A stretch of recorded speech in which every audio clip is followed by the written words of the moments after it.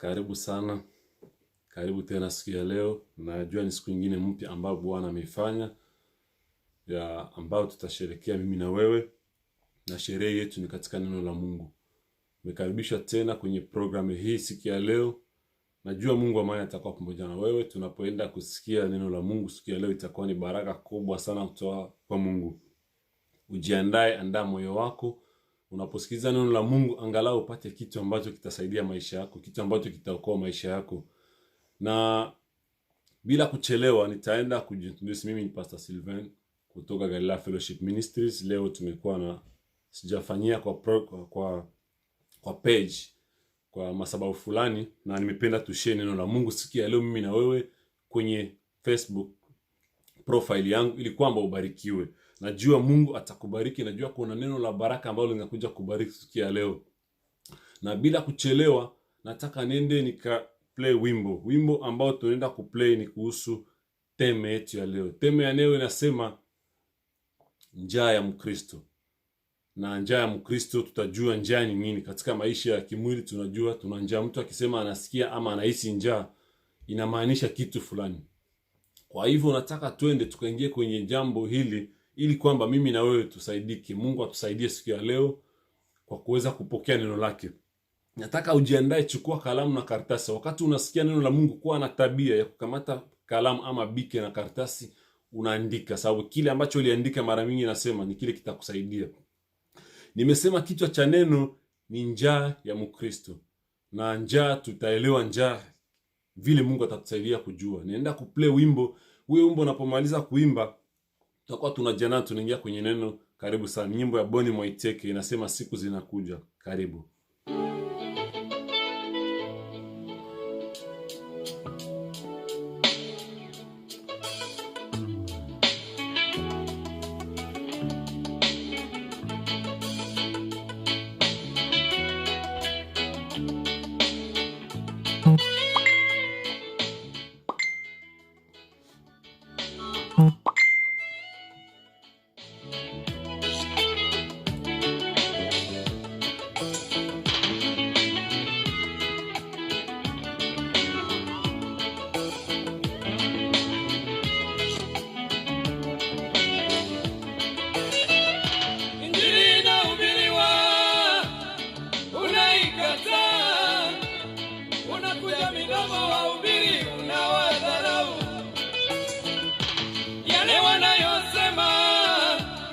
Watumishi wa Mungu unayapuuza na kuona hayana maana.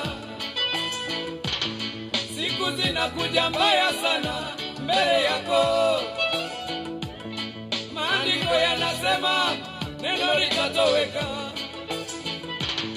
Siku zinakuja mbaya mbele yako.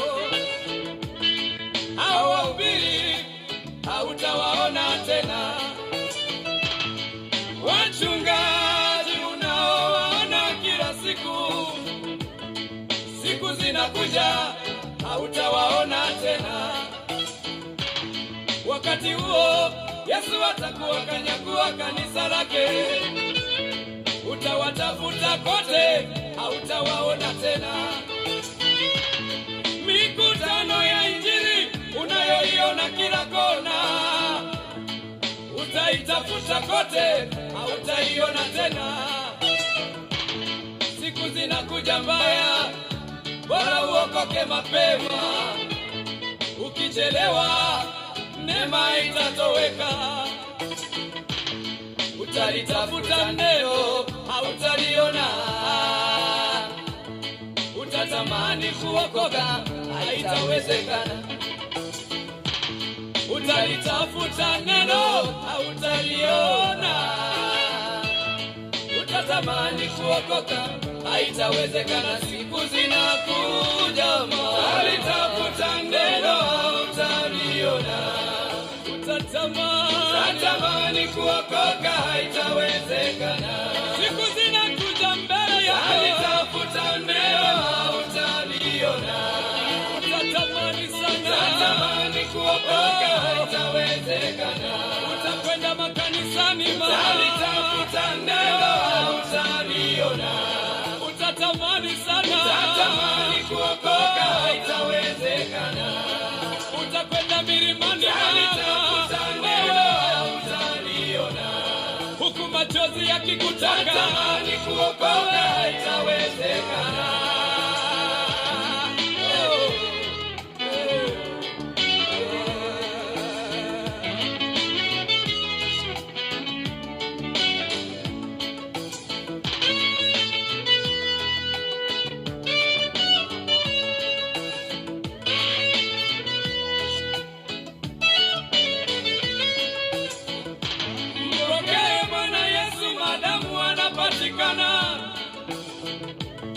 Ukubali wokovu maadamu neema ipo. Ukichelewa ndugu yangu, nakwambia utakuja kujuta. Utafananishwa na kizazi cha Nuhu. Nuhu aliposema tuchonge safina, watu walicheka.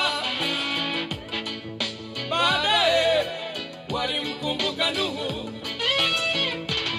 Hasira ya Bwana iliposhuka, walimtafuta Nuhu, hawakumwona tena. Ndivyo itakavyokuwa kwako wewe unayekaidi neno leo. Utalitafuta neno, hautaliona. Utatamani kuokoka, haitawezekana na kwambia. Utalitafuta neno, hautaliona. Utatamani kuokoka, haitawezekana. Siku zinakuja ambayo utalitafuta neno, hautaliona. Utatamani kuokoka, haitawezekana. Siku zinakuja mbele, utalitafuta neno, hautaliona. Utatamani kuokoka, haitawezekana. Utakwenda makanisani, utalitafuta neno, hautaliona. Utatamani kuokoka, haitawezekana. Misikitini na makanisani, utalitafuta neno, hautaliona. Utatamani kuokoka, haitawezekana. Utakwenda milimani na mabondeni, utalitafuta neno, hautaliona. Utatamani kuokoka, haitawezekana. Machozi yatakutoka sana, utalitafuta neno, hautaliona. Utatamani kuokoka, haitawezekana.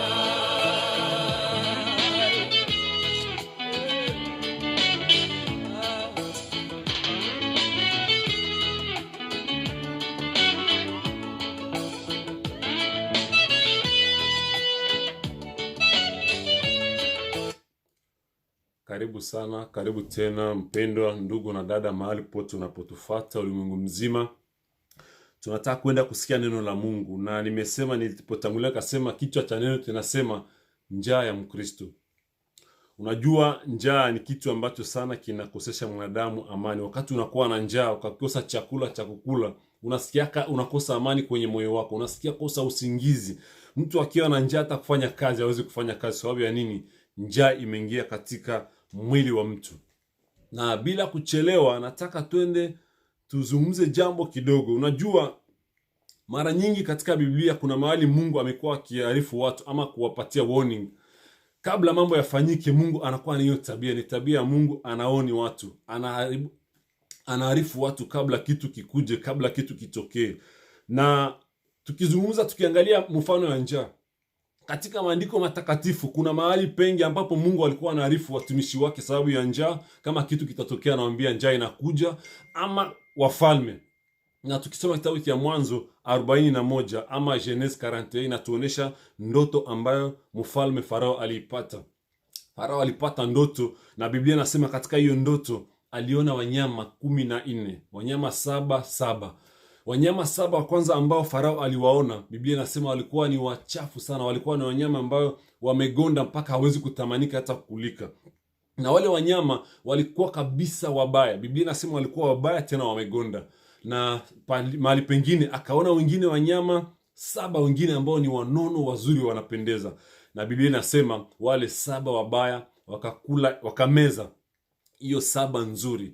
Alafu walipochanganyikiwa na maono ya kichwa chake, alitafuta waganga wamtafsirie ndoto, hawakuweza kujua. Lakini kuna mtu ambaye Mungu aliweka ndani hekima ndani yake ya kutafsiri ndoto.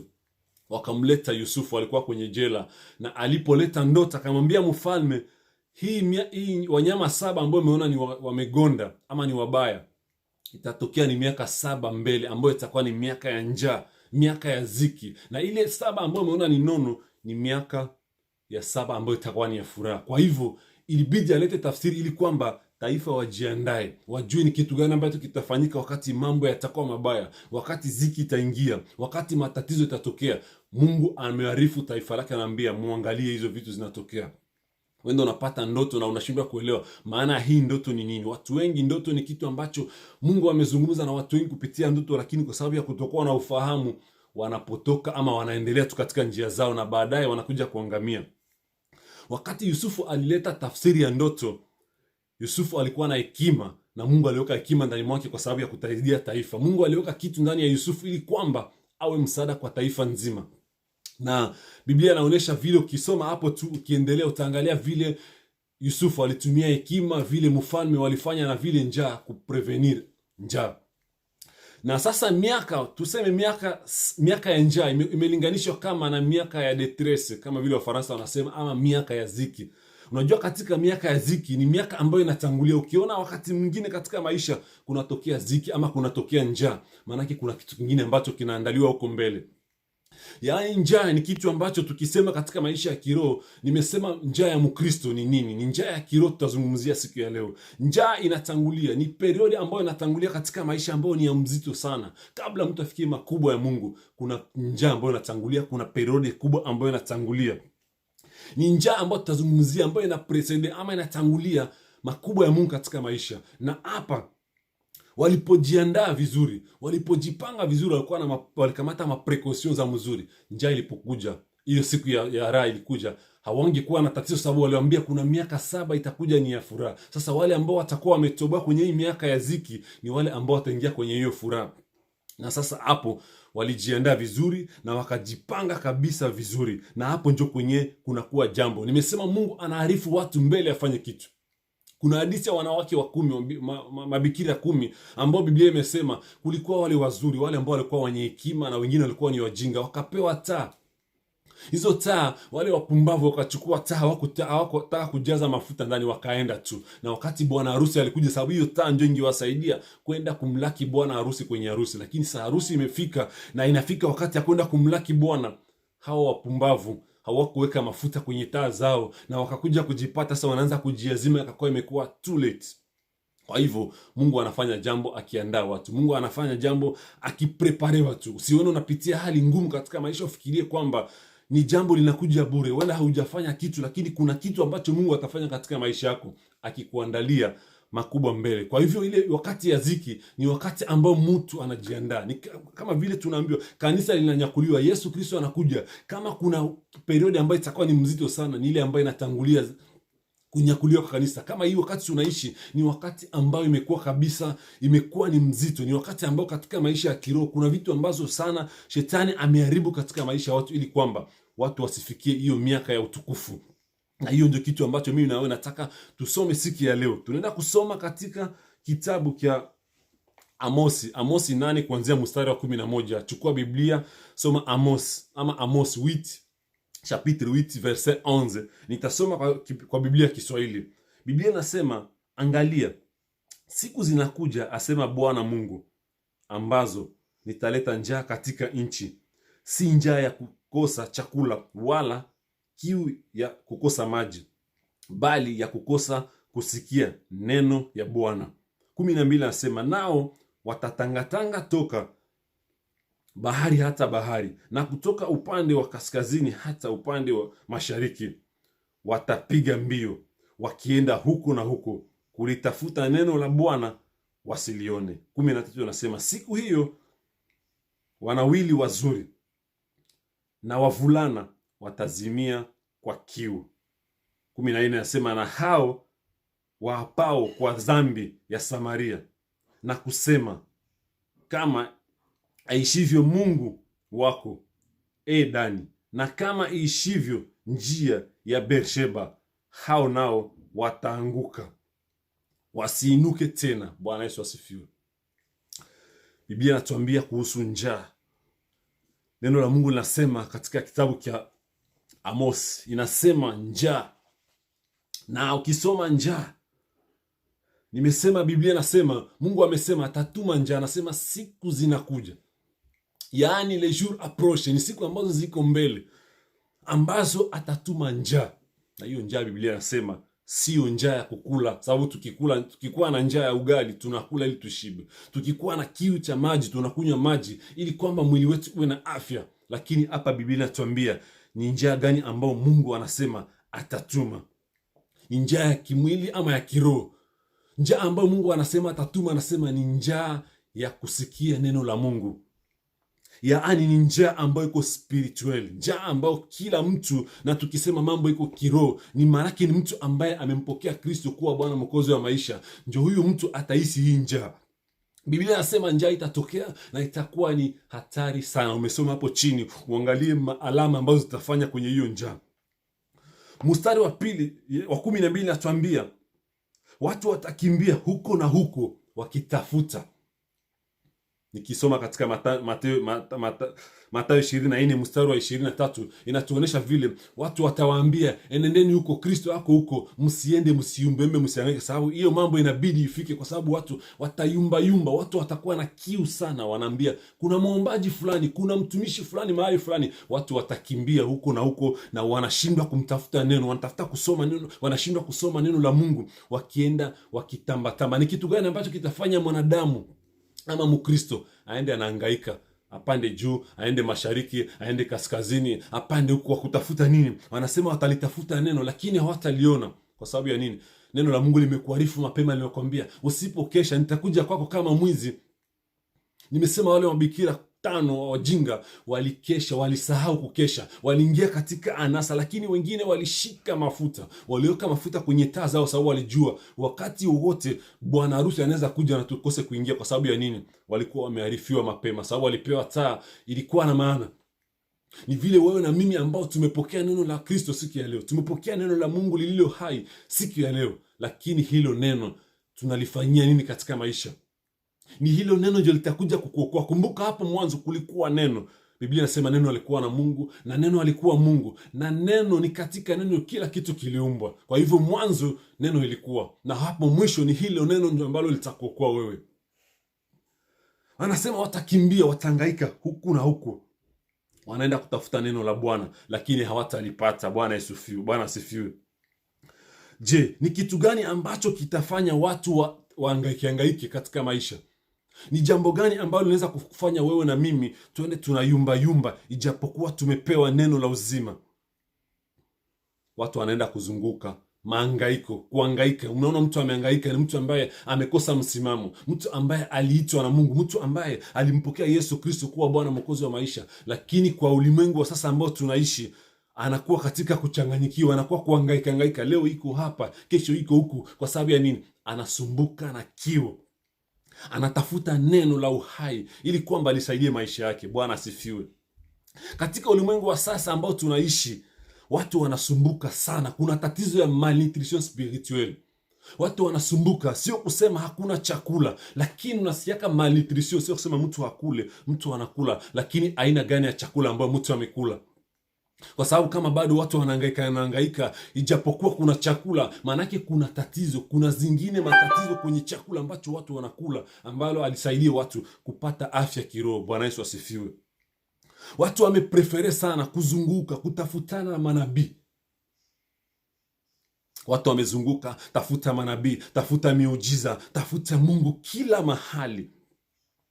Wengine wanataka tubarikiwe, wengine wanataka maanake ni kwenda kuhangaika, lakini neno haliwasaidii. Kwa sababu gani? Ukisoma Marko 16 mstari wa 17 mpaka 18, Biblia inatuambia ishara hizi zitafuatana wale ambao wataamini. Yaani ishara zitafuatana unapoamini neno la Mungu, unapoishi katika neno la Mungu. Hauhitaji kuhangaika kutafuta ishara, hauhitaji kuhangaika kutafuta miujiza huko na huko, sababu saa hizi kumekuwa miujiza ambayo ni ya fake. Lakini mtu ambaye ameamini Kristo, mtu ambaye anatembea na Kristo, ni mtu mwenye imani yake haitayumbayumba, sababu hana njaa. Ni mtu ambaye kabisa ndani mwake amejaa na neno la Mungu. Biblia inasema nitaleta njaa, na sio njaa ya nini? Sio njaa ya chakula, lakini njaa ya kusikia neno la Mungu. Kwa hivyo unapata matajiri wana pesa, lakini bado wanahangaika kwa manabii, nitafutie, mpaka wengine wameingia kwenye nyumba za waganga kwa sababu ya kufanya nini? Kutafuta neno la Mungu ambao litaokoa nafsi yao, ambao litaokoa maisha yao. Nataka nikutie nguvu siku ya leo, ndugu na dadangu ambao wananifuata. Usiyumbe, usihangaike. Baraka za Mungu ziko kwako. Ni wewe umeshindwa kumfuata Kristo, ni wewe umeshinda kumwamini Kristo na kutembea na yeye. Ndio maana bado unahangaika, ndio maana bado unaumia, ndio maana bado kila siku maisha yako ni ya kuyumbayumba, maisha yako ni ya kuhangaika. Kwa sababu ya nini? Umetupa neno la Mungu mbali na umeingia katika mambo ya ulimwengu. Ukisoma Biblia kitabu cha Joshua 1:8, Mungu alimwambia Joshua, sababu alijua Joshua, nimekuteua kama vile mtumishi wangu. Ndugu Musa amekufa, na wewe unataka uchukue ili taifa ulipeleke mbele. Lakini sekretari Mungu alijua. Joshua akamwambia, kitabu hiki cha Torati kisitoke midomoni mwako, ukitafakari usiku na mchana, ili kwamba ufaulu. Manake siri moya ambayo Mungu alimupatia Joshua, alimwambia neno hili litafakari usiku na mchana, ili kwamba ukasucceed, ukafaulu katika kila mambo yote ambayo utaifanya. Lakini kama tunashindwa kutafakari neno la Mungu, ndugu yangu na dada yangu, kule mahali tunahangaika, kule mahali tunazunguka, hatusaidike na kitu. Kwa sababu ya nini? Tumefanya mioyo yetu kutokutulia. Ndio hapo nimesema Mungu anasema ni njaa ameleta. Kwa sababu ya nini? Hiyo njaa tumtafute kwa bidii. Kwa wakati huu ambao ni wakati wa jioni, kila mimi na wewe tutafute Mungu kwa bidii, kwa sababu ni wakati ambao tunahisi njaa ya neno la Mungu. Unakula neno la Mungu lakini halikusaidie. Bwana asifiwe. Hakuna miujiza nje ya Kristo. Miujiza yote ambayo utatafuta nyuma ya Kristo, hiyo miujiza haifai katika maisha yako. Hiyo miujiza bado umeipokea, lakini bado wewe ni mtenda dhambi. Miujiza umeipokea, lakini bado uko kwenye anasa za ulimwengu. Kwa hivyo tutafute neno. Mwimbaji anasema tutatafuta neno, tutalipata. Tutatamani kuokoka, hiyo siku hatutaiona. Ndio hiyo siku ambayo Bwana asema siku ziko mbele, siku zinakuja, na siku zile ambazo tunaanza kuziishi siku ya leo.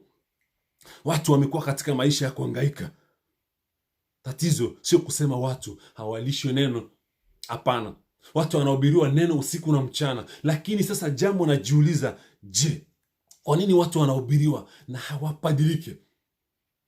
Zamani ulikuwa unaangalia, leo unaona mahali kulikuwa jalala, kulikuwa choo, leo kumejengwa kanisa. Kanisa zimeongezeka, zimekuwa nyingi sana. Lakini mahali kile kuongezeka kwa kanisa, bado machafuko yanazidi kuwa mingi. Makanisa zinaongezeka, machumba zinaongezeka za maombi, lakini watu hawasaidike kitu. Tatizo ni nini? Hilo ni swali ungejiuliza wewe kama mimi, na wewe tujiulize, je, tatizo kwa nini kanisa zinaongezeka kila siku? Tunaongeza rekodi ya makanisa kila siku zinaongezeka, lakini kwa sababu gani? Watu hawapone. Kwa sababu gani? Watu wanakufa na kuzimia. Tunajiuliza inakuwa namna gani? Watu wamekuwa kabisa na kiburi kuliko watu wabadilike. Watu wamekuwa, japokuwa wanapokea neno, lakini wamejaa kiburi, wamejaa hali mbalimbali ambazo ni za kiibilisi, hali ambazo ni za kimwili. Kwa namna gani watu wamepokea neno la Mungu lakini hawapati?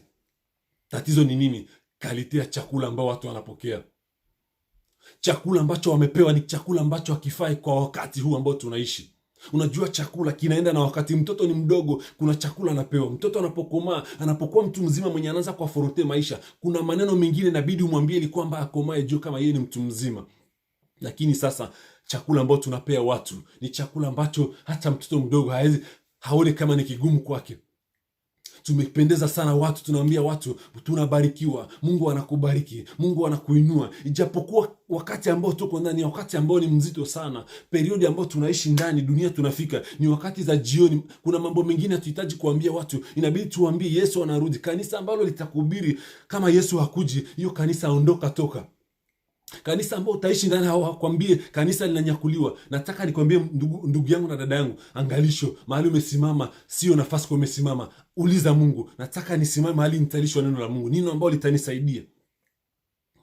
Mtu ambaye atakuhubiri akwambia Bwana anasema, Mungu anakuwa, hata mtu uko mwizi, mtu uko mpagani, mtu uko katika mambo ya dunia, lakini unamwambia Mungu anaona, Mungu anakubariki. Nataka nikwambie Mungu anakubariki. Nataka nikwambie siku ya leo ndugu na dada yangu, hata ukibarikiwa kimwili, kanisa likinyakuliwa leo ukikosa, utajuta, utajuza kwa nini. Ndio maana unaona kanisa zimekuwa nyingi sana. Madhehebu zimenyanguka nyingi sana, lakini kwa nini tusipigane hii njaa? Kwa nini tusipigane tulete watu kwa Kristo ili kwamba tumalize hii njaa? Ni changamoto kubwa kwako wewe na mimi. Kwa changamoto kubwa kwako wewe na mimi ambao tumeitwa na Mungu kwa sababu ya kuhubiri neno la Mungu. Kuna neno ambalo inabidi tuhubiri, watu waoneshe mambo vile yanaendelea katika ulimwengu, sababu watu wamekuwa kwenye upofu, watu hawajui nini inaendelea. Wamekaa tu, wameridhika, wanafurahi, wanasikia Mungu amenibariki. Ndugu yangu, nataka nikwambie, unapopanga projet ya 30 mbele, inabidi ujue kama Yesu anarudi. Anaweza akakuja leo na projet ya miaka 30 umepanga mbele, inavunjika. Yaani nisikwambie tu Mungu anakuja, Mungu anakubariki, lakini unapojiandaa ujue Yesu akirudi leo nitakuwa mgeni wa nani? Hiyo ndio message ambayo nimetaka nikwambie. Ndio maana njaa imekuja katika ulimwengu, ili kwamba wale ambao walimpokea Kristo watahisi hiyo njaa na watamtamani kumtafuta kwa sababu ya kupona hii njaa.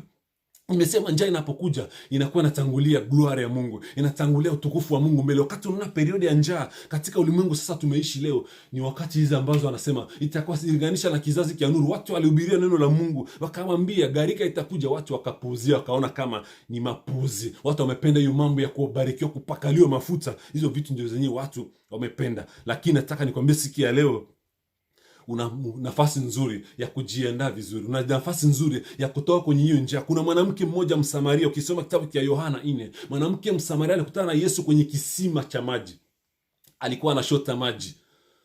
Na Yesu alipofika, kwa Biblia anasema akahisi kiu, akaomba maji. Kumbe alikuwa anataka njia kumshika huyo mwanamke, ili kwamba amuoneshe maji ya uzima.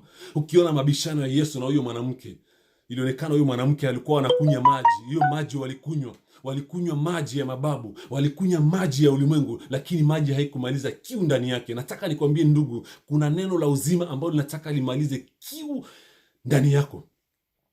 Unakuwa na njaa, unakufa na njaa kokote kwenye unaenda. Kuna neno la uzima ambalo nataka ulitafute kwenye Biblia. Neno la Mungu liko wazi. Biblia ziko kila mahali, unahitaji Biblia, lakini mtu amepreferi kuwa na telefone ya very expensive na anashindwa kununua hata Biblia $5 ama $10, na zingine hata zinapewa bure, watu wanazikataa. Ni kitu gani kitaokoa nafsi yako? Ni kitu gani ambacho utahitaji katika maisha yako kama vile neno la Mungu? Mkristo alikuwa mtu akuhitaji neno la Mungu, sababu ile ndio msaada katika maisha. Ukiona majibu ambayo Yesu alimjibu, ilionyesha kwamba kumbe katika maisha ambayo mnaishi ni maisha, mmekunywa maji, mna visima nyingi za maji, lakini hazimalize kiu. Kama zingekuwa msaada kwako, zingekuwa zimekuokoa. Bwana asifiwe.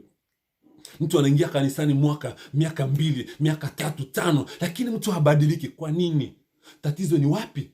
Ni yeye ameshindwa kusikia, ama amefungwa, ama ni maneno ambayo anapokea ndio maneno ambayo haiwezi kumsaidia kitu. Hilo jambo kubwa. Jambo la kwanza, inabidi ujue hiyo jambo limekuja kwa sababu likusaidie neno hili. Mwanamke Msamaria alipojua kumbe hii ndio uzima, hapa ndio nimefika kwenye uzima, ni neno. Huyo Yesu Kristo ndio hiyo neno ambayo tuliona, na akapokea neno na akapata kiu kimeondoka. Kwa hivyo ndugu yangu na dadangu, tunapoenda tunahangaika, hatutaki kuhangaika. Neno la Mungu ndio itatusaidia. Neno la Mungu ndio taa ya miguu yetu. Biblia inasema unapokuwa na neno la Mungu, unapotamani sana kulishwa neno la Mungu, inasaidia maisha yako. Kila kitu utafanya. Manabii wa uongo hawatakuja kudanganya, sababu tayari una neno la Mungu ndani yako. Bwana asifiwe. Kisoma mfano wa Jeriko, Biblia inasema Jeriko walisema mji huu ni mzuri sana, mji huu kabisa ni mzuri sana, lakini maji ya ndani inatoa mapooza. Ni mfano ya taifa. Unasema taifa hili, tunaona taifa hili kuna kila kitu, taifa hili kuna makazi, kuna nini, lakini sheria, lakini mila ya taifa imeoza. Na wewe Mkristo unatoka mahali, unaingia mahali, unasema hapa nimeendelea, hapa nimefika mbinguni. Sio Kanani tumefika ndugu yangu. Nataka nikwambie, angalia sheria, angalia mila ya mahali ambapo umefika. Je, kunampendeza Mungu ama nini? Ase mji huu ni mzuri sana, unapendeza kila kitu, lakini maji yameoza, maji yanazaa mapooza. Wanaokunywa maji wanazaa mapooza. Kumbe kuna kanisa, ni kanisa hili ni nzuri, limejengwa vizuri, lakini maneno ndani, angalia watu wanakufa ndani. Ni kama kaburi ambalo limeweka msalaba tu juu, na watu, mifupa ya watu inakufa ndani. Kwa sababu ya nini? Tumegeuza kazi ya Mungu kama vile biashara, tumegeuza madhabahu ya Mungu kama vile biashara, na hapo inakuwa sasa kila anaingia ni kama kwenye jela amefungwa, asionake Mungu. Bwana asifiwe. Nataka nikwambie wewe ambaye uliitwa na Mungu kwa kufanya kazi, angalisho usibadilishe biashara ulipewa. Biashara kubwa ni kupea, kuokoa nafsi ambazo zilizopotea. Alafu kama wewe utakuwa ni mlango wa kuangamiza watu, nataka nikuarifu sikia leo, amuka. Nataka nakwambia uamke sana. Hiyo mtumishi wa Mungu akasema, niletee chumvi, niletee chumvi. Wakaenda kwenye chemchem, kwenye source, ili kwamba wakaponesha hiyo magonjwa. Wakaanza fanya deliverance kuanzia kwenye chemchem huko ku source, ili kwamba kukomesha kila kitu. Na walipobadilisha, Biblia inasema maji yakapona, na watu wakasema kama maji yameharibika, na namna gani watu watapona? Kama neno la Mungu limeingiza chachu, tutapona namna gani? Kila mtu ameingiza neno, tafsiri zake kwa faida zake, ili kwamba ashibishe tumbo yake na watoto wake, lakini tumeacha neno la kukemea watu, kuwaonesha njia ya uzima wa milele. Bwana asifiwe. Njaa imekuja ili wewe na mimi tutafute tena Mungu, tuwe na kiu na njaa katika maisha yetu ya kumtafuta Mungu. Sababu zaidi unamkaribia Mungu, zaidi Mungu anakuwa karibu na wewe. Zaidi unatafuta neno la Mungu sana, zaidi ulimwengu unakimbia mbali na wewe. Lakini ukienda mbali na neno la uzima, ndugu yangu na dada yangu, itakuwa ni ole sana, itakuwa ni tatizo kubwa katika maisha yako. Kumbe nataka nikwambie siku ya leo, Yesu anakupenda. Neno hili kwa ajili yako. Nataka usikufe na njaa, lakini tafuta kusikiliza neno la Mungu. Najua kuna watu bado wanahubiri neno la Mungu ambalo litakusaidia. Watu wamekuwa marebele, wakisikia mtu anahubiri neno wanasema huyu anahukumu, huyu anafanya. Lakini hiyo hukumu, afadhali ni kuachie moto, sababu hiyo moto utaenda unakuchoma kila utakapoenda. Utakapolala moto utakuchoma, kuliko ni kuache na moshi. Unajua kuna vile unaweza ingia kanisani utoke na moshi ama utoke na moto. Na watu wengi wakikemewa dhambi wanaona kama wamehukumiwa. Kazi yako utahukumiwa, lakini hiyo neno itakuchoma moto katika maisha yako. Kila unapolala, unapoamka, utasikia moto itakuchoma. Kazi yangu mimi nikifanya, nikwambie wewe, kama hautashikilia haya maneno kwa makini, siku moja utakumbuka huyu ndugu alikuwa anasema kama uenda wazimu, kumbe kuna maneno ambayo nilishika ndani. Na aliye na neema atasikia neno la Mungu, litamsaidia. Tafuta sana kusoma neno la Mungu, tafuta sana kujua neno la Mungu. Joshua alifaulu kwa sababu ya nini? Biblia, Mungu alimwarifu utafakari haya maneno usiku na mchana. Sababu kuna vitu zingine, watu wengine watakuja na maunabii mbalimbali. Hakuna unabii ambao itavunja neno la Mungu. Nataka nikwambie, nabii ambao utaleta mambo ambayo ni ya kujifanya fanya, kama haitakuendana na neno la Mungu, usiyashike. Lakini utaishika namna gani kama hauna ujuzi wa neno la Mungu? Neno litakusaidia kutoa ignorance moyo. Ni neno ndio litakusaidia kutoa katika njaa. Biblia inasema sio njaa ya chakula, lakini njaa ya neno. Na katika hiyo njaa, wale ambao watafaulu, wale ambao watashinda, ndio wale ambao wataona utukufu wa milele. Bwana asifiwe. Hajalishi una pesa, una masomo, una ujuzi, lakini ukikosa mbingu, ndugu yangu, ukikosa mbingu, dada yangu, utajuta, utajiuliza nilifanya nini? Angalisha mtu anakuja wako kila siku unabii wa kukufariji, mfaraja. Hata uko kwenye dhambi, mtu anakuja na kufariji na unabii. Huyo mtu akusaidia kontrere, wenje unamsaidia, unamlisha, unamuvika, na mwisho unaangamia nafsi yako. Kwa sababu ya nini? Upuuzi ya neno la Mungu. Nataka tutoke katika ignorance na tujue neno la Mungu ni la maana sana katika maisha. Neno la Mungu ndio kifunguo cha maisha yangu mimi na wewe. Bwana asifiwe. Watu wana njaa. Nimetembea nikiona, nikizunguka barabarani, naona kweli watu wanakufa na njaa na kiu, lakini nani mwenye ko disponible kuwapatia neno la Mungu? Kila mtu anaona nikisema hivi watu watanikimbia, nikisema hivi watu wataniona mwenda wazimu, nikisema hivi watu watanichukia. Afadhali nichukie, lakini kwambie, sababu mimi sio mtumishi wako. Niliitwa kwa sababu ni kuhubiri neno la Mungu, ili kwamba ufanikiwe siku moja ukaone ufalme wa mbingu. Kwa hivyo sasa sitembee sawa sawa na vile unataka wewe.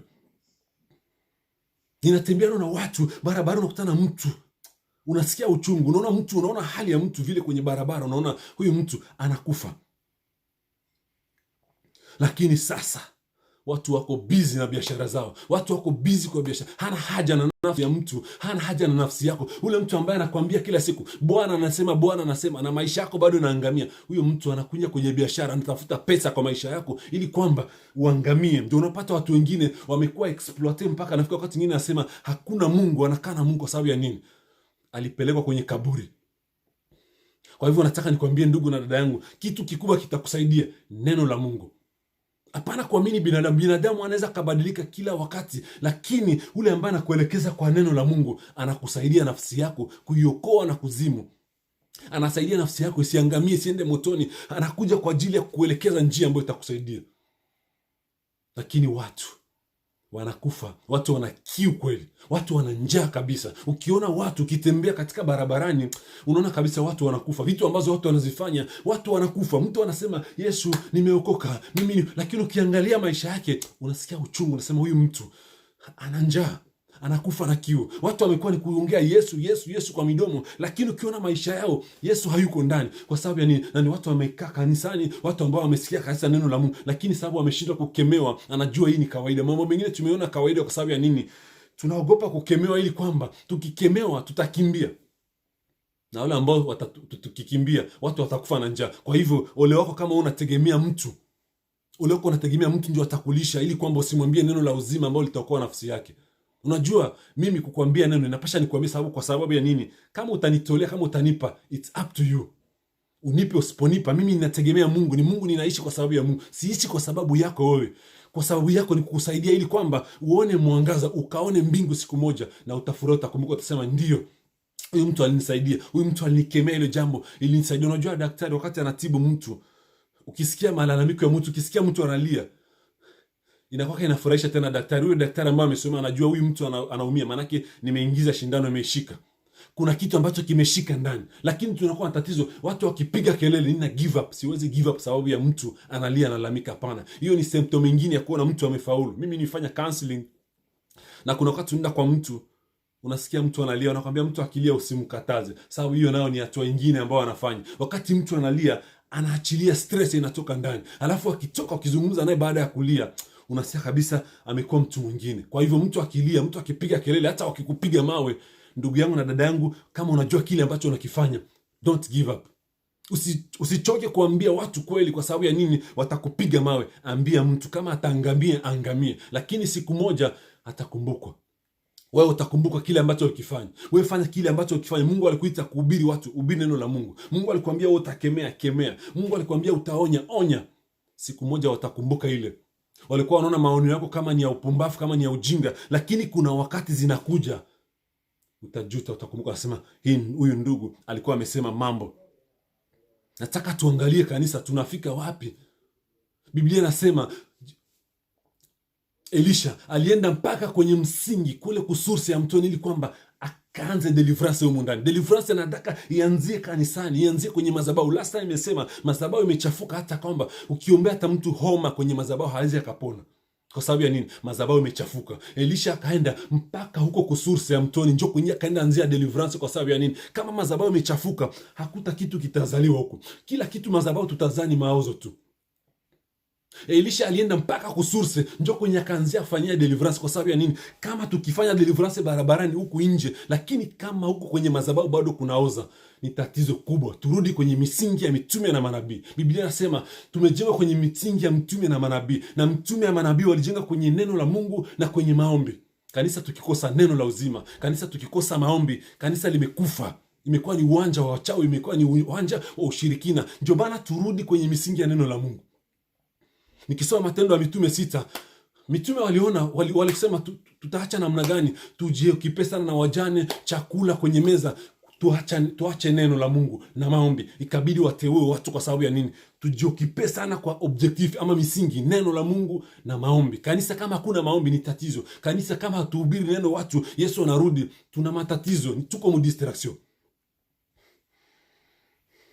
Bwana Yesu asifiwe. Bwana asifiwe. Daktari aogope kudunga mtu sababu umelalamika. Ukilalamika, ukipiga kelele, njoo anajua hapa nimejua kwenye tatizo liko, na anaingia tena kwa nguvu. Lakini sitakuogopa kukuambia sababu unalalamika, unanitusi. Sema uongee, lakini nitakwambia tu. Shetani ni mjanja, na usifikirie shetani ni mwenzako. Ukiona leo mwanamke, mtu aliumbika mwanamke, lakini shetani anamconvince kama wewe uko mwanaume. Imagine kama unaweza kuingia hata kwa bathroom unaoga, wewe mwenyewe ukijiangalia maumbile yote, wewe ni mwanamke, lakini huku nje unatamka kama wewe ni mwanaume. Usifikirie shetani mdogo. Hiyo nataka nikwambie. Mtu aliumbika mwanaume kama mimi hapa, lakini anje kusimama mbele ya watu unasema mimi ni mke. Sasa wewe unataka kufikiria shetani mwendako mdogo. Shetani sio mchezo. Shetani alishindwa na alikuja ulimwengu na nguvu za mingi. Kwa hivyo kama hautasimama kwenye neno la Mungu hautamshinda. Usiwaze utampiga shetani tu kwa maneno ya mdomo, hapana. Shika neno. Yesu alimshinda kwa sababu ya neno. Kwa hivyo utafikiria mtu anakubembeleza akwambie, lakini nataka nikwambie ni kwa faida ya nafsi yako. Kama utashika neno la Mungu utasaidika. Kama utashika, sababu unapozama katika neno la Mungu kuna mambo mengine ambayo unatoka ndani. Zaidi unazongelea neno la Mungu, zaidi mambo ya ulimwengu yanatoka ndani mwako. Zaidi unazongelea Mungu katika maombi, katika kusoma neno, zaidi unaanza na mambo ya ulimwengu imechafuka. Na hiyo mambo ya ulimwengu ndio imeleta njaa katika maisha yetu. Tumekuwa na kiu ya mambo ya ulimwengu sana kuliko mambo ya Mungu. Na hapo ndio kwenye kunakuwa shida. Nataka nikwambie ulimwengu umenunuliwa na Ibilisi.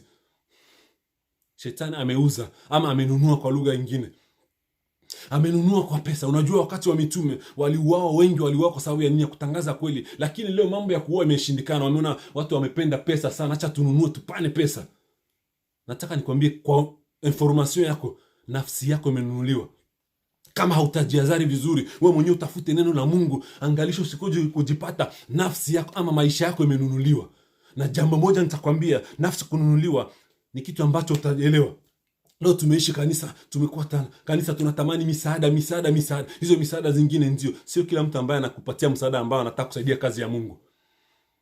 Inabidi tuwe maangalifu sana kanisa, tuwe waangalifu sana. Sio kila mtu anakuja, nataka nikusaidie kwa sababu nisaidie kazi. Ni vizuri kusaidia kazi ya Mungu. Ni vizuri mtoto wa Mungu umeokolewa ufanye kazi ya Mungu. Pesa yako, maisha yako, mali yako Mungu amekupa, fanyia Mungu kazi. Lakini angalisho, maono zingine zimezaliwa leo, tunatafuta misaada, tunatafuta masponsor. Sio kila mtu anasponsor kazi ya Mungu. Kazi ya Mungu kuna watu ambao Mungu ametenga kwa sababu ya kuisponsor.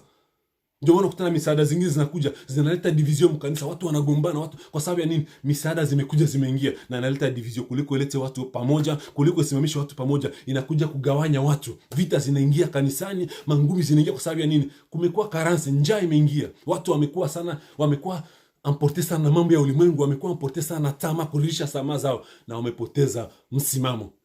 Kwa hivyo shetani anakuja njia zingine. Ndio unaona mtu anakupatia pesa, anakwambia pasta anakupatia pesa. Wakikupa pesa, kumbe maneno mengine yamezindikiza nyuma ya pesa.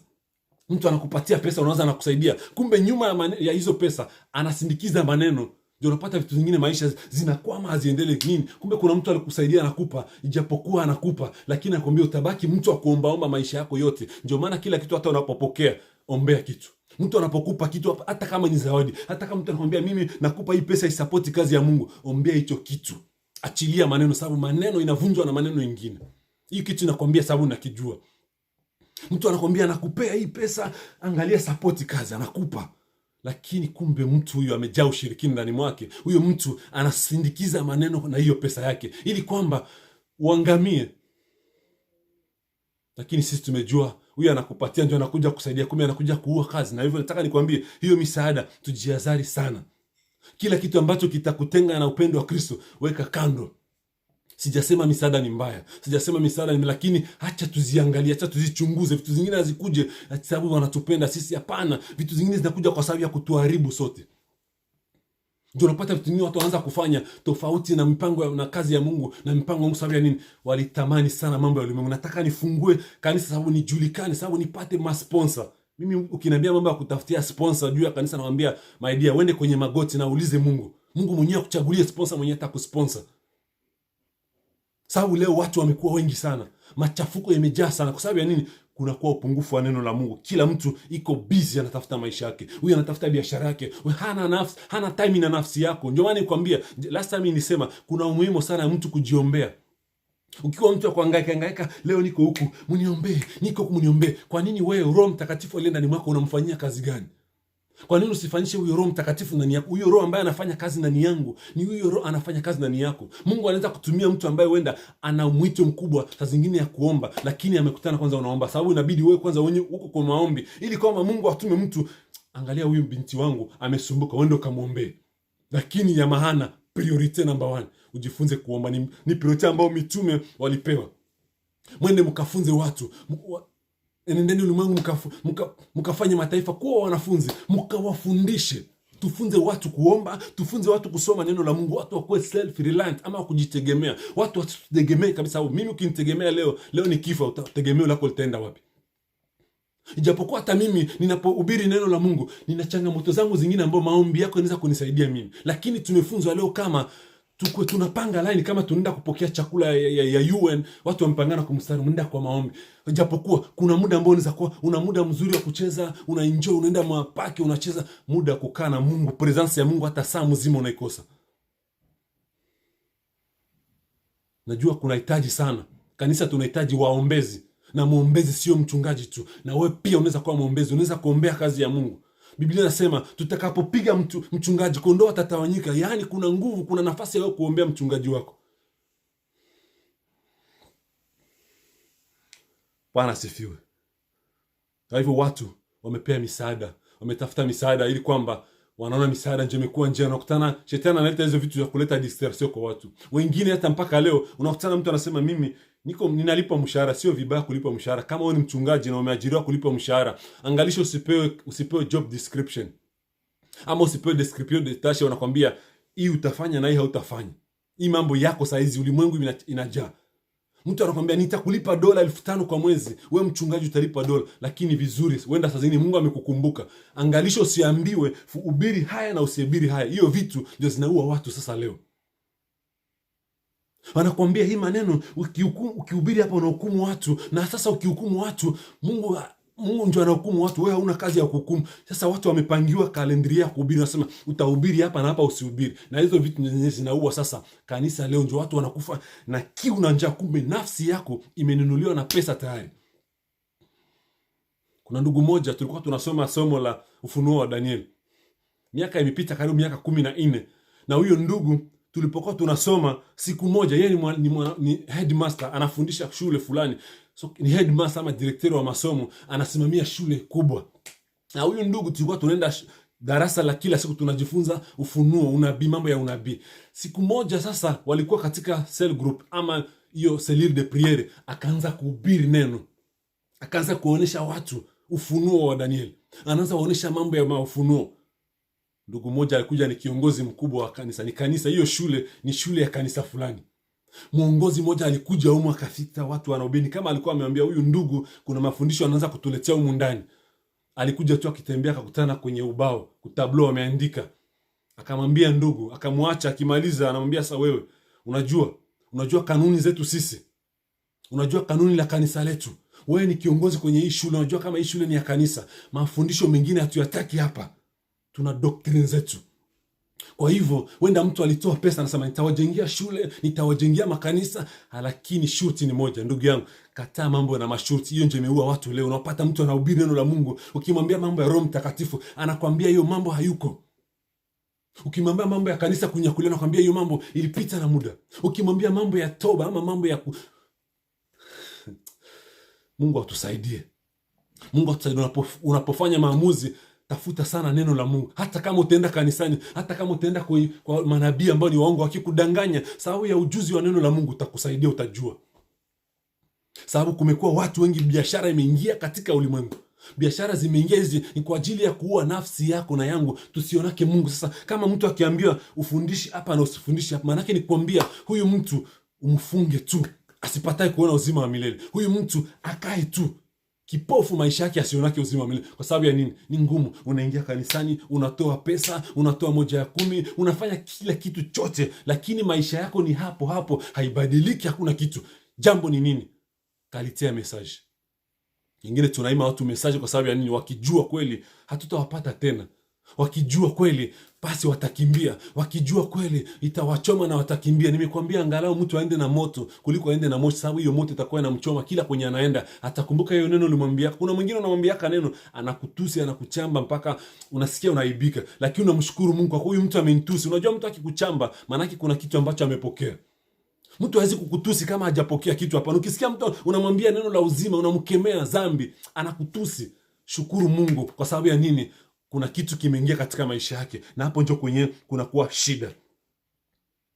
Shetani anajua sana. Shetani anajua kama tukishika neno la Mungu, tukimetirize parole, tukiingia sana kwenye maombi, shetani anajua hawezi kutupata. Na ndio maana ameleta sasa watumishi fulani, makanisa fulani zimekuja, kanisa za mashetani ziko ulimwenguni. Nataka nikwambie, inabidi ukae chini na uombe Mungu nisaidie.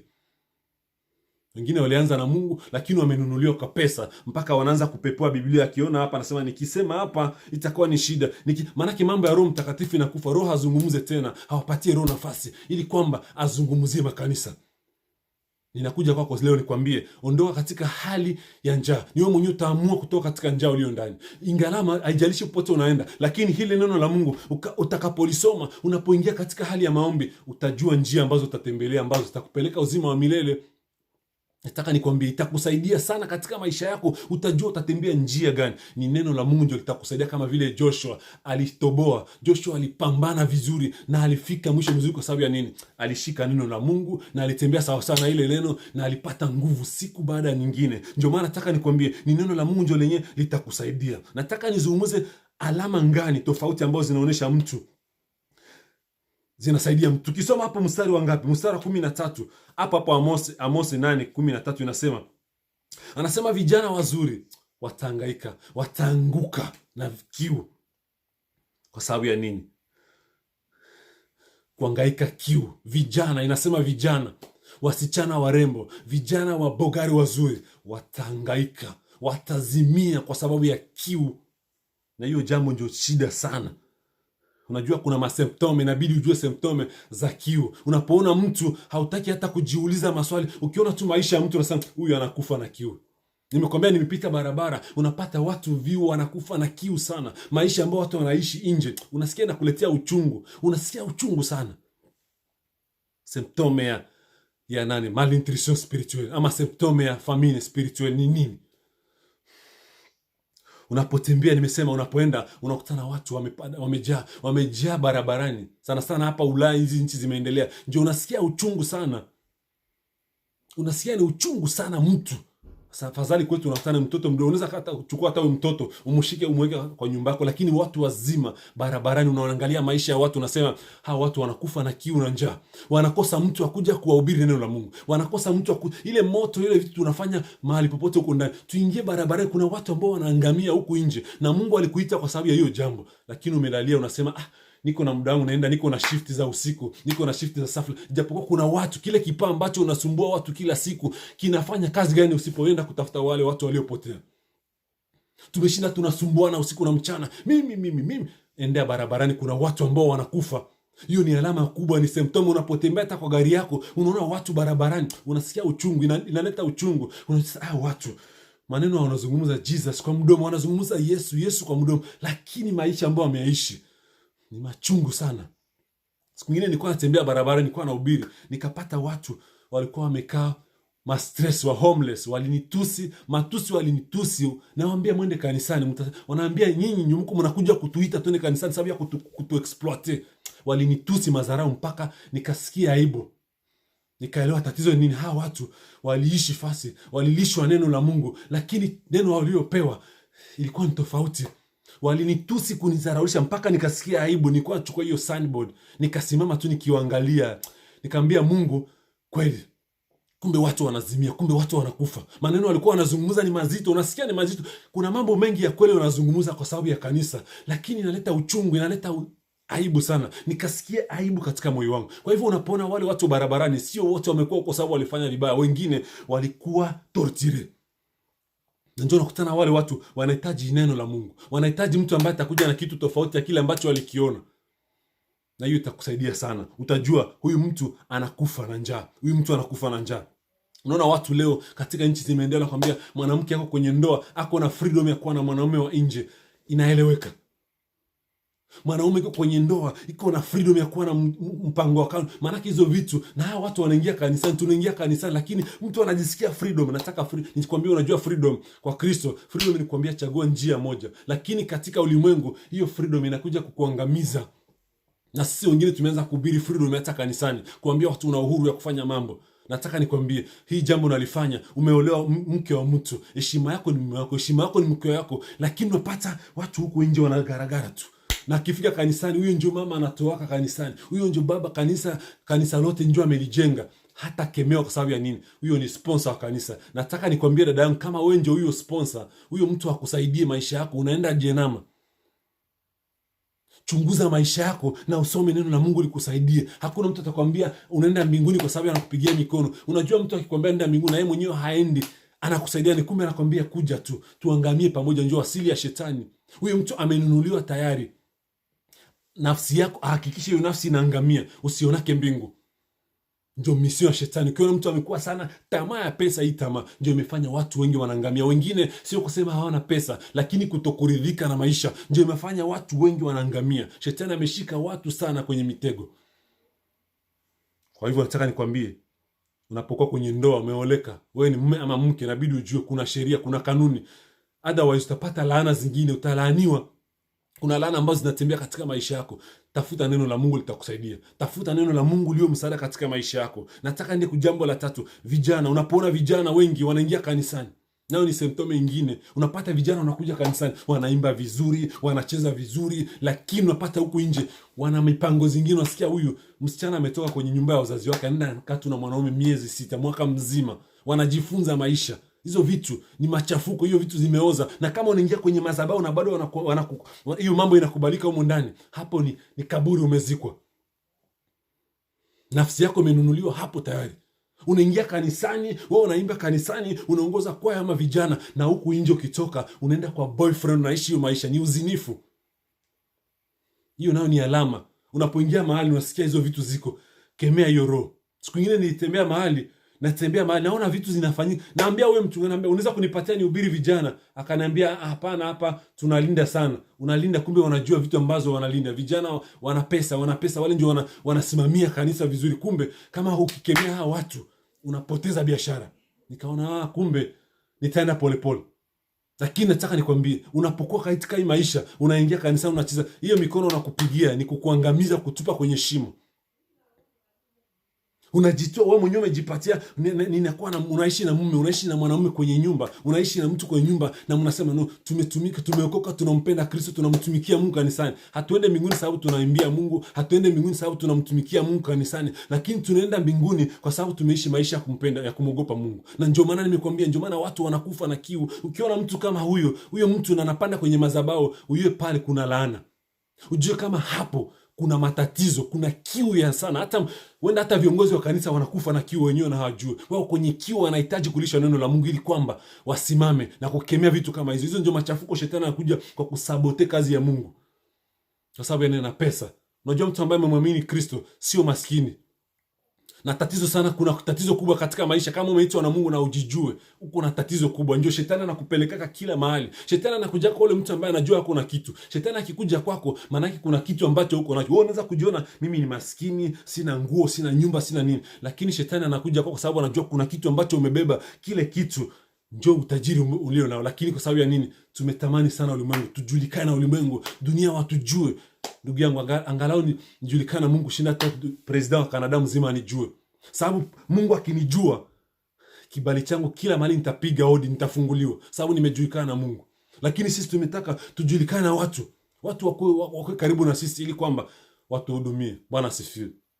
Hiyo ni alama itakusaidia. Angalisho na hiyo mambo, hizo mavitu wanafanya, hizo ma relationship ambazo wanafanya. Haujaoana, mtu hamjaolewa, mnaanza kukanjona sana huko, ndio mnaanza kutoa mimba, mnaanza kumwanga damu isiyokuwa na hatia. Na wale watu bado wakikuja kanisani, mikono, vijana wa Yesu, vijana wameokoka, tunawashuhudia. Ijapokuwa mambo wanayofanya huku nje inachafua madhabahu ya Mungu. Hizo vitu tuziondoe. Otherwise mtakuwa mmekula pesa ama mmepewa rushwa kwa kuuza kanisa la Kristo. Kununua na kuuza nafsi za watu. Hizo vitu zinaua. Na hivyo nataka nikwambie, njaa inasumbua watu mpaka leo kanisani. Kwa hivyo inabidi tuanzie, tukisema revival, tukisema uamsho, tunaanzia huko ndani kwenye madhabahu. Huko ndio tunaweza tutibu huko ndani, sababu tukitibu ndani, chakula kitachoka, kitaletea watu uzima. Lakini kama hatutatibu huko ndani, kuna tatizo bado. Tutaendelea kupigana mambo hiyo kila siku. Ya ine nasema, wasichana wa ine, nataka nizungumzie juu ya mabinti. Unaona wasichana wazuri sana, wana sifa za urembo, sifa za maisha, sifa za wengine wamesoma, lakini sasa wanaenda wanahangaika maisha. Mwanadamu, wewe binti umeolewa, umezaliwa katika familia yako, wewe ni Mkristo, umepewa maisha yako kwa Kristo. Acha maisha yako. Nilisema last time, mwili wako ni hekalu la Roho Mtakatifu. Mwili wako ni hekalu la Roho Mtakatifu, sio hekalu ya kwenda. Maana unakutana mtu binti unashindwa kujipatia value, nani atakuheshimia tena? Unatoka kanisani, unaenda huku unashare mwili wako kama vile chakula. Hizo vitu tunaleta sifa mbaya, tunaharibu madhabahu ya Kristo, tunajichafua sisi wenyewe. Sababu ya nini? Hatumrudishie Mungu utukufu. Maisha yako sio maisha. Wewe sio avocado ama ndizi kwenda wanaonja wanaume, wanakuaibu, wanakuchafua. Ndio unaenda katika maisha. Mtu akikwambia nataka nikuwe unajua ni kwa maisha. Hapana, mtu anaenda kupima maisha yako. Nataka tu nijifunze vile wanaishi na mwanamke, tukae nao miezi 6. Hiyo vitu hazieleweki, ni uchafu. Hizo vitu zinatuma watu wanakufa na kiu. Watu wamependa sana hizo vitu za dunia, na nafasi ya neno la Mungu haipatikani ndani mwao. Sababu ya nini? Madhabahu hii, hekalu la Roho Mtakatifu, ukijaza vitu zingine ndani, neno linatoweka ndani. Unabakia sasa ni mtu Mkristo wa maneno tu. Ukiambia mtu kidogo anakuambia usihukumu usije, manake zile verse biblike zenyewe za mboke la njoo zenyewe watu wamejaa nazo kurudishiana. Usihukumu, usifanye nini? Hakuna mtakatifu duniani. Hizo vitu ndio tunaleta. Hakuna mtakatifu, ndio. Na mimi niambia ninakuhubiri ni kwa neema ya Mungu nakuhubiri, lakini sitakwambia uingie katika machafuko. Sababu ya nini? Kuna neema hapa. Biblia inasema sio kwa sababu neema iko ndio tuendelee kudumu katika dhambi. Neema ilikuja ili kwamba ikuoneshe, kufungue macho, uangalie njia ya uzima, na wewe mwenyewe utaamua kutembea katika hiyo njia. Kama utatembea kwenye hiyo njia, uko na matatizo makubwa katika maisha yako. Kwa hivyo nataka nikwambie, ndugu na dada yangu, kuna nafasi nzuri katika maisha ambao tunaishi leo. Ulimwengu wa sasa ambao tumeishi ni ulimwengu ambao umechafuka, ni ulimwengu ambao kila mtu apigania nafsi yake. Tena ninarudilia, pigania sana nafsi yako. Mbingu hakuende watu wawili. Hata mimi ninakuhubiri, kesho nikienda mbingu ukikosa, haitakuwa sasa juu nilikwambia njoo utaenda. Hapana, mbingu inaenda ni ya kibinafsi. Kwa hivyo usipate mtu anakwambia, anakupeleka hata njia za giza za mashimo eti sababu ni mtumishi wa Mungu. Hapana, kila mtu anapigania nafsi yake kwenda mbinguni. Mimi nimwambia nikufunze neno la Mungu, nikufunze kuomba, ili kwamba upigane katika safari yako, katika maisha yako. Una watoto kwenye nyumba yako, inabidi uwafunze. Mwalimu atafunza neno la Mungu kwa watoto, ni wewe mama, ni wewe baba. Mtu ambaye atafunza mume wake, ni wewe mama ambaye utasikia neno la Mungu, ndio utasaidia wale wengine. Lakini sitakwambia mimi nitakuwa nikubeba yako kila siku. Hapana.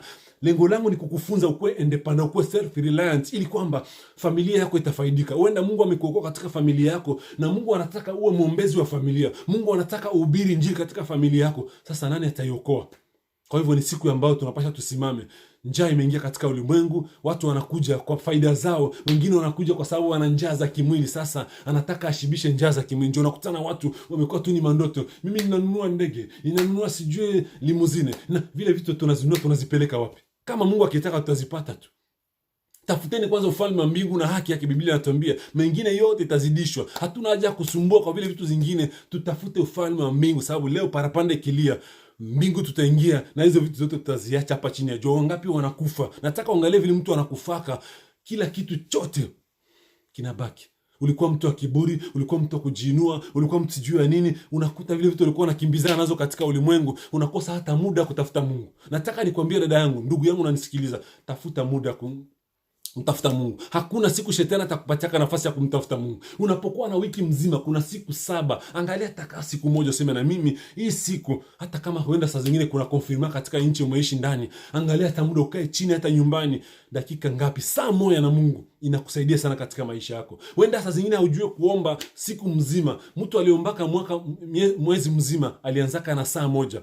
Saa moja ambao unasakrifia kwa Mungu haipotee bure. Zaidi unajiingiza kwenye Mungu kwa saa moja, anakupatia nguvu ya masaa 2, anakupatia nguvu ya siku moja. Usisikie mtu anafunga siku 7 bila kula na kunywa. Usiwaze aseme alianzaka na siku 7. Alianza hata na demi journée, nakwambia leo naanza 7 mpaka 10 ninaomba na anaomba. Kesho Mungu anamfikisha siku mzima na kesho yake. Hiyo ndio kitu ambacho nimekuja kwa kuencourage. Soma neno la Mungu, ndio utatoa upuuzi katika maisha yako. Ile kitu itatoka katika maisha yako.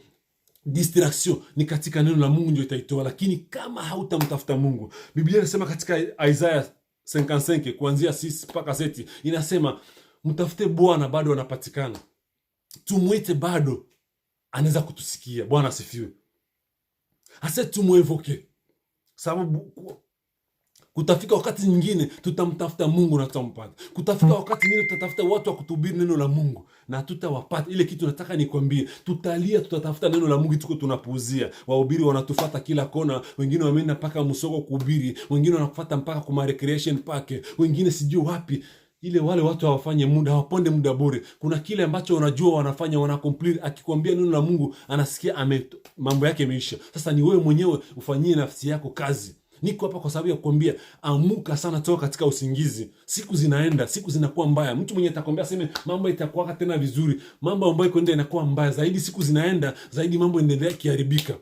Tunaweza tukiyaona imekuwa mazuri katika maisha ya kimwili, lakini katika maisha ya kiroho mambo yanaoza, yanaendelea kuharibika usiku na mchana. Ni wewe mwenyewe kuamka. Hata kama Mungu akikubariki pesa, uko tajiri, ukikosa mbingu itakuwa ni ole sana. Sababu uzima wa milele ni wa milele. Moto ni wa milele. Sasa ni wewe mwenyewe utachagua njia gani utatembea ndani. Shika sana neno la Mungu. Nataka nikuambie tena, Mungu amesema analeta njaa kwa sababu ni njaa ya neno, njaa ya kusikiliza neno. Watu wanatafuta neno usiku na mchana wapate. Dada yangu, ndugu yangu, kama uko mahali kwenye unalishwa neno ambalo linasaidia maisha yako, shikilia sana. Shikilia sana, hapo ndio kwenye una uzima wa milele. Uzima wa milele katika neno la Mungu. Kama hautalishwa neno la Mungu, uzima wa milele ni ngumu kuupata. Mambo mengine tunayofanya kwa sababu tumesikia, tumekuwa limite kwa proverbe za watu, malangaje za watu zimekuwa common. Ndio unasikia mtu anasema hivi na tunatembea kwa zile maprincipe za watu, lakini neno la Mungu ndio litasaidia maisha yako. Neno la Mungu ndio litaokoa maisha yako na kuzimu. Kama utashika neno la Mungu, litakusaidia. Kama utashika neno la Mungu, utatembea kabisa na utakuwa katika ushindi. Ndio maana nataka nikwambie, shetani amekuja ili kwamba kuingiza virus katika maisha. Kuingiza virus. Na amesema amenunua watu, amenunua makanisa, watumishi wengine wamenunuliwa na pesa ili kwamba wahakikishe nafsi yako sionake mbingu. Kwa hivyo kama unapata mtumishi wa Mungu ambaye anakulisha neno la Mungu, kama unashiriki kanisa ambayo wanahubiri neno la Mungu, ndugu yangu, dada yangu, nitakuencourage, shikilia sana. Ita hata mtu mwingine, umwambie kuja huku sikie neno la Mungu. Ombea hata yule mtu mwenyewe ni rafiki yako, umulete hapo naye apate uzima wa milele. Wewe, hiyo itakusaidia sana. Tuache roho ya kuhangaika, roho ya kutambatamba. Huyo Roho Mtakatifu huku unatembea naye kila mahali huko naye, lakini umeshinda kumtumia. Ndio maana sasa unapelekwa huku, unarudishwa huku, vitu vingine zinachukuliwa katika maisha yako. Kwa sababu ya nini? Kutokuwa ile roho ya parese, kwenda kunahangaika. Lakini kama ukikaa chini na umulilie Mungu, Mungu anaweza kusikia. Katika nyumba huko ndani, hakuna kanisa kwenye unaenda saa hizi, lakini sasa umulilie Mungu na huyo Mungu atatembea katika nyumba yako. Ile kitu ni cha maana sana, kitakusaidia. Nataka niambie watu, hii mitandao tunaona leo, kuna watu bado wanahubiri neno la Mungu na unaweza kusaidika kupitia hao watu. Shikilia sana. Kama kuna programu ambayo unajua hii programu inasaidia maisha yangu ya kiroho, sio tu kuambia utabarikiwa, utanunua gari, utanunua Range Rover. Hapana, nyumba nzuri. Hizo tu sio sawa, sio tu hizo ndio turizi, lakini ile neno ambayo itakusaidia, ile neno ambayo itakemea maisha yako, ambayo itatransformia maisha yako, ndio kitu kitakusaidia. Katika social media kuna watu bado, hii social media imekuja, wengine wanaitumia kwa mambo ya machafuko, lakini tamani kuitumia kwa njia ambayo itakusaidia. Jambo lingine nataka nikwambie, nunua Biblia. Ni kitu ambacho nitakusaidia sana. Tafuta Biblia, dada yangu, ndugu yangu ambao unanifuata. Tafuta Biblia, sababu hizi Biblia ambazo tunakuwa nazo zinatusaidia. Unapokuwa nyumbani unasoma neno la Mungu katika Biblia. Hiyo neno ambayo unasoma wakati utalala usiku, Roho anakuzungumzia, soma Mathayo fulani, ni pale kwenye utasoma. Ile neno ambayo ulisoma ndio Roho Mtakatifu atakwambia enda soma pale. Kwa hivyo utashangaa mtu anatafuta Mathayo 60 na kwake mu Biblia kwa sababu ya nini? Confusion, njaa na kufa. Kianza sikia mtu anabahatisha wa verse Mathayo 80, Mathayo 70, nimelala usiku na lota hivi. Hiyo ni esprit ya kuchanganyikiwa. Kemea hiyo roho na uanze kusoma neno la Mungu. Amuka pale, nikwambia, amuka toka katika usingizi. Biblia hizi tunaziona hizi, tunazidharau hizi, lakini kuna wakati tutatafuta hizi Biblia utazikosa. Hizi Biblia tunatumia kwa simu, usizitegemee sana vile. Wenda nikwambie tu, usizitegemee sana. Hata kama utatumia Biblia ya simu sababu inakuwa na speed, lakini jifunze sana kusoma hii Biblia ambayo tunakuwa nayo. Tafuta Biblia. Una watoto kwa nyumba, patia watoto Biblia, tafutia watoto Biblia ili kwamba watoto waweze kumjua Mungu. Wanapokomaa katika maisha yao watamjua Mungu kupitia hiyo Biblia ambayo umewapatia. Patia watoto Biblia. Nunulia kila mtoto Biblia kwenye nyumba. Hii simu tunatumia, kuna wakati battery kizima hautasoma Biblia. Ni application ambayo imeweka katika simu, na hiyo application ilinunuliwa leo, ikitolewa pesa sasa uitolewe, hautaitumia. Kwa hivyo hizi Biblia tunakuwa nazo. Tafuta Biblia ambayo ina maneno ya Mungu, itakusaidia kuwa ukisoma neno la Mungu katika unapokuwa nyumbani, sababu kuna wakati nyingine Biblia hautaipata. Hii mitandao ni teknolojia ilikuja na inaweza katoa kila kitu kitaenda, lakini Biblia hii itakusaidia sana. Jifunze sana kutafuta Biblia. Tafutia kila mtoto, vile wazazi wa zamani walikuwa tafutia kila mtoto carte d'identité. Tafutia mtoto Biblia. Kila mtoto kwenye nyumba umupatie Biblia na uanze kumfunza kusoma neno. Wewe ndio mwalimu Mungu amekuita ili kwamba familia yako aiokoe. Ni kwa sababu watoto wao kufa na njaa, watoto wako wakiangamia, ni wewe mwenyewe utakuwa utaulizwa.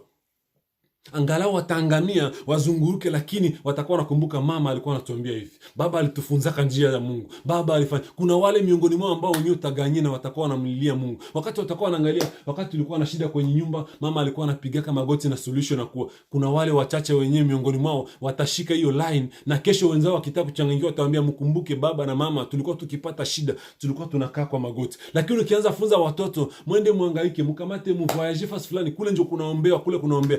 Ni vizuri, sio vibaya, lakini hiyo tabia, kama huyo kule wanaenda kukikuwa na shida, watakimbilia wapi? Kwa hivyo tunataka tujifunze kukuwa self reliant. Unaweza kuwa unaomba na utahitaji mtumishi wa Mungu akusaidie kuomba, lakini mtu anasaidika kwanza wakati bado wewe mwenyewe una hiyo nia, wewe mwenyewe umeingia katika hali ya maombi. Inapatia hata bidii, hata entourage nyonyeshi nani, kila mtu anajisikia kusaidia kuomba. Lakini kama utaishi maisha ya kutegemea, ile ni esprit ya paresse spirituelle, na hiyo kitu inakoka na décourager sana. Afadhali kama tuna maombi siku 5 kuja tuombe pamoja, sababu hapo utapata nguvu. Unajua kuna vita zingine ambazo hauwezi shinda tu na maombi ya msaada. Inabidi vita zingine wewe mwenyewe uingie ndani ili kwamba upambane na shetani. Na una hiyo uwezo ndani mwako. Ila sasa umefunzwa kama kuna mtu ambaye ana uwezo kushindia. Na hiyo ndio imeua sasa watu leo. Unaweza ukaniambia nikuombee, sawa, lakini kama uko mdhaifu ama uko una nguvu, tuombe pamoja, itakuwa ni vizuri tena, sababu kuna kitu ambacho Mungu anaweza kuzungumzia wewe na mimi hata nizungumzia na kinanisaidia. Hiyo ni kitu ambacho ninaamini. Usifikirie sema juu huyu ni mchungaji, hapana. Kuna njia zingine Mungu anaweza kuzungumza na wewe jambo ili kwamba uniombee na Mungu anisaidie. Kwa hivyo siwezi nikakudharau, lakini lengo langu ni kusema ujue kujiombea, ujue kusoma neno la Mungu, sababu kesho na utakuwa msaada kwa wengine. Unajua kuleta watu kwa Kristo haiombe mpaka ulienda masomo fulani, lakini ile neno ambalo ulihubiriwa, na hii ndio naotaambia mtu, Yesu anakupenda, kuja twende kanisani, utaalika mtu tuamleta kwa sababu ya nini? Kile kitu ambacho umepokea. Sina mengi ya kuzungumza. Najua umesikia jambo ambalo nimezungumza, umesikia maisha ambayo tunaishi siku ya leo, umejua dunia ambayo tuko ndani leo. Usifikirie ni maendeleo. Maendeleo inaenda mpaka wapi? Kila kitu kiendelea ni lazima kina mwisho. Wakati unaona maendeleo na njoo machafuko yanakuwa mengi, kumbe ni wakati wewe Mkristo ukeshe kwa zamu yako. Ujiulize, parapanda ikilia leo, Yesu akirudi leo, mimi nitakaa mgeni wa nani? Ninangalau nimefarijiwa kanisani, nimepigiwa mikono, nimeambiwa mimi nitabarikiwa, nimeambiwa mimi ni mbarikiwa, lakini sasa kama nikikosa mbingu leo, nitakuwa mgeni wa nani? Hiyo jambo nalizurudia tena sana. Tusaidie sana nyumba zetu, tusaidie familia zetu. Hii confinement inakuja kwa mahali pengine, imetaka itufunze kitu, imetaka itufunze. Kuna wenda vitu zingine zinaweza kuja zaidi ya hizi, na tusitoke tena kwa nyumba, na tutategemea Mungu namna gani? Imekuja ili kufunze wewe na mimi. Je, tutaishi maisha haya namna gani? Kumbe naweza kuwa hata kwenye nyumba, hata kama siende kanisani, lakini kwenye nyumba yangu nimeweka madhabahu. Nisema last time, madhabahu yako, nyumba yako inaweza kuwa madhabahu ya Mungu, na ukiita Mungu katika nyumba yako, na Mungu anashuka. Kwa sababu ya nini? Utakuwa umedevelop, utakuwa umefungua ile nani kwenye akili yako, itakusaidia sana.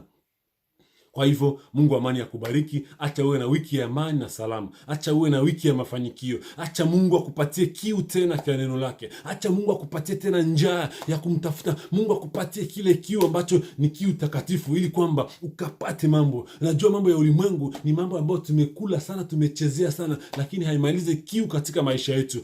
Kitu ambacho itamaliza kiu ndani ya maisha yako ni kumpokea Yesu Kristo kuwa Bwana Mwokozi wa maisha. Wenda wewe uko pale umenisikiliza na umekuwa katika maisha ya ulimwengu, ama uliacha njia ya wokovu, umeingia katika mambo ya ulimwengu, unaanza kutumika siku 7 kwa wiki bila hata muda wa kumtafuta Mungu. Ndugu yangu, tafuta siku, weka discipline. Hata Mungu alitumika na alikuwa na siku ambayo alipumzika. Kumbe tafuta nafasi ya kumtafuta Mungu. Mali ambayo unaipata haitasaidia nafsi yako. Hata kama utakuwa unapata pesa, unasaidia kazi ya Mungu, lakini kumbuka nafsi yako inahitaji kulishwa. Ndugu yangu, tafuta nafasi katika maisha yako. Siku ambazo Mungu amekupatia ni siku nyingi sana. Tafuta nafasi tu angalau ya kuzungumza na Mungu, na utaona Mungu atabadilisha mambo katika maisha yako. Kuna mambo mengine ulikuwa unakitarajia mtu mwingine atakuja kuibadilisha, lakini na message kwako, niko na ujumbe kwako. Kuna kitu ambacho Mungu anakuja kubadilisha maisha yako katika nyumba yako, lakini wewe mwenyewe unataka uinue madhabahu katika nyumba yako ili kwamba Mungu akaonekane katika nyumba yako. Baba, katika jina la Yesu Kristo, inasema asante Bwana kwa hili neno. Inasema Bwana majeshi, uinuliwe mfalme. Ninaombea huyu ndugu na huyu dada Bwana, ambaye amejaa katika ulimwengu, amejaa ulimwengu sana Bwana, ameona furaha ya ulimwengu Bwana majeshi, lakini mpaka leo anahangaika. Wengine waliacha kanisa, wameenda katika hali ya uzinzi, wameenda katika hali ya ulimwengu, wengine wameingia katika ushirikina kwa sababu ya kutafuta maisha, lakini leo wanaanza kujuta. Ninaombea huyu ndugu na huyu dada ambaye ananifuata mfalme, ambaye alipotea njia, ambaye Bwana majeshi amekaa katika anasa za ulimwengu na ameshindwa kurudilia. Neno hili Bwana acha limsaidie, acha Bwana umpatie tena kiu mpya, umpatie tena nguvu mpya Bwana, ili kwamba akarudilie. Waliomjua jana wakaone tena amebadilika na utukufu utakurudilia. Asante Bwana. Najua huyu dada ambaye ameishi kwenye relationship na hajaambiwa kama hiyo mambo ni mabaya, mwambie Mungu neno hili mfuate, ili kwamba akakurudilie na akampe ndoa ambayo inatakatika, ndoa ambayo ni takatifu, ndoa ambayo inafaa Bwana majeshi. Nahitaji Bwana umsaidie, umpiganie Bwana majeshi, muondoe katika kamba za ibilisi. Wengine wamefungwa pale, wamekuwa kama ni kondoo, wamefungwa tu mahali kwa sababu Bwana ya kutumika kwa faida za watu wengine. Wamekuwa ni kama mingazi, kama eskalier za kupandiwa kwa sababu ya kufanikisha maisha ya watu wengine, lakini maisha yao ya kiroho inazimia. Bwana wafungue macho ya kiroho, wafungue masikio ya kiroho Bwana, waweze kusikia tena sauti yako Bwana, na kiu cha neno lako Bwana kipate nafasi ndani ya maisha yao. Asante Bwana, asante Mungu salama. Najua Bwana watuma kiu cha neno kwa sababu siku za mwisho zinakaribia, kwa sababu tunafika siku za mwisho. Ndio maana umeleta njaa ili kwamba watu tena wakutafute. Acha Bwana majeshi, jina lako liwe Bwana majeshi. Wewe ni mwanzo na mwisho Bwana. Huyo ndugu aliye katika barabara, ule mtu ambaye amekuwa disappointed barabarani, ninamwombea Bwana majeshi, kutana hiyo nafsi Bwana, gusa hiyo nafsi Bwana majeshi, ndio kamwambie tena moyo mpya, moyo wa kukutamani tena upya Bwana majeshi. Asante Yesu, asante Bwana, mwamba salama, Alfa na Omega, simba kabila Yuda. Wenda kuna mtu ako mahali hapo na ungetaka kupeana maisha yako kwa Yesu Kristo, nataka uniandikie kwenye Facebook page, uniandikie kwa jina langu hapo na utanipata. Kama unataka maelekezo fulani, nataka swali yote ambayo unaona hauelewe, nataka uniandikie hapo kwenye page na utanipata. Uniandikie kwa inbox, tutachati na wewe na nitakuelekeza vile Roho Mungu ataniwezesha. Asante sana, asante Bwana majeshi, ni katika jina la Yesu Kristo aliye Bwana wetu na maana kuamini. Amen. Mbarikiwe sana. Muwe na wiki ya baraka, wiki ya amani, wiki ya mafanikio, tena narudilia, na wiki ya ushindi. Kwa majaliwa ya Mungu tutakutana tena wiki ijayo. Asante sana. Mimi Pastor Sylvain natoka kwa Galilaya Fellowship Ministries. Asante.